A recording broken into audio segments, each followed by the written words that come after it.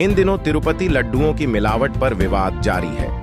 खास तरीके से तैयार किए जाने वाले इन लड्डुओं में चर्बी की शिकायत पाई गई है। इसके बावजूद लड्डुओं की बिक्री में कमी नहीं आई।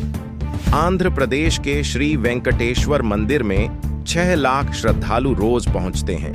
मंदिर प्रशासन के मुताबिक पिछले 4 दिनों में 14 लाख तिरुपति में लड्डू बेचे गए हैं। इसमें 19 सितंबर को 43,000, 20 सितंबर को 43,000, 21 सितंबर को 3,67,000 और 22 सितंबर को 3,60,000 लड्डू बेचे गए। बिक्री के आंकड़ों का औसत प्रतिदिन 3,50,000 लड्डुओं का है। तिरुपति लड्डुओं पर विवाद और इसके बावजूद बिक्री पर असर न पड़ने को लेकर श्रद्धालुओं ने भी अपनी राय रखी। कुछ लोगों ने कहा कि हमारी श्रद्धा को इतनी आसानी से नहीं लाया जा सकता। यहां पर मौजूद कुछ अन्य भक्तों के मुताबिक तिरुपति लड्डू को लेकर विवाद अब इतिहास की बात हो चुकी है।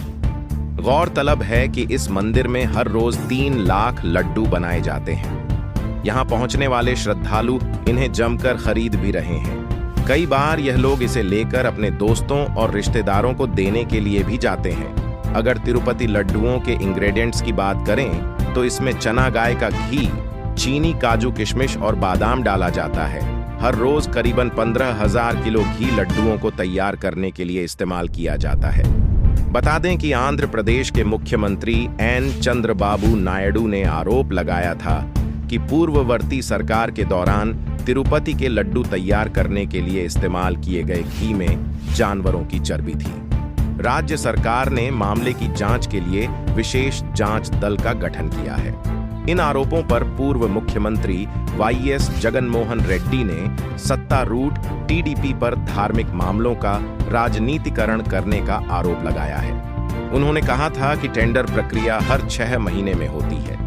योग्यता मानदंड दशकों से नहीं बदले हैं। आपूर्तिकर्ताओं को एक NBL सर्टिफिकेट और एक उत्पाद गुणवत्ता सर्टिफिकेट देना होगा।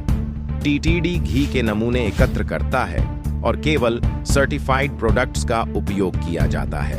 उन्होंने आरोप लगाया कि नायडू आदतन झूठ बोलने वाले हैं। गौरतलब हो कि इस मामले को लेकर देश भर में बवाल मचा हुआ है। सिर्फ साउथ राजनीति में ही नहीं बल्कि दूसरे राज्यों के नेता और नेशनल पार्टियों के नेता भी इस बारे में बात कर रहे हैं और जांच की मांग कर रहे हैं। कांग्रेस सांसद और नेता प्रतिपक्ष राहुल गांधी ने भी इस मामले को लेकर बयान दिया था।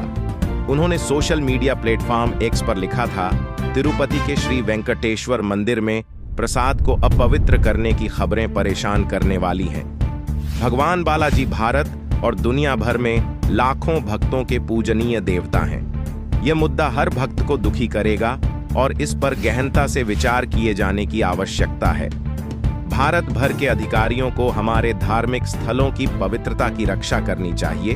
अभी तक की रिपोर्ट्स के मुताबिक के जांच नेशनल डेयरी डेवलपमेंट बोर्ड यानी NDDB के centre for analysis and learning livestock and food यानी CLF लैब में कराई गई थी।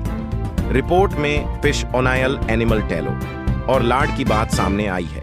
बताया गया कि इन लड्डुओं में जिस घी का इस्तेमाल हो रहा है वह घी मिलावटी है। आपको बता दें कि एनिमल टेलो का मतलब पशु में मौजूदा फैट और लाड का मतलब जानवरों की चर्बी है। और इसी रिपोर्ट में यह भी बताया गया है कि इसी घी में फिश ऑयल की मात्रा भी हो सकती है। हालांकि रिपोर्ट में कहा गया कि कुछ अन्य परिस्थितियों के कारण गाय के घी में जानवरों की चर्बी और उनके फैट के अंश पहुंच सकते हैं और जांच में फॉल पॉजिटिव रिजल्ट भी आ सकते हैं।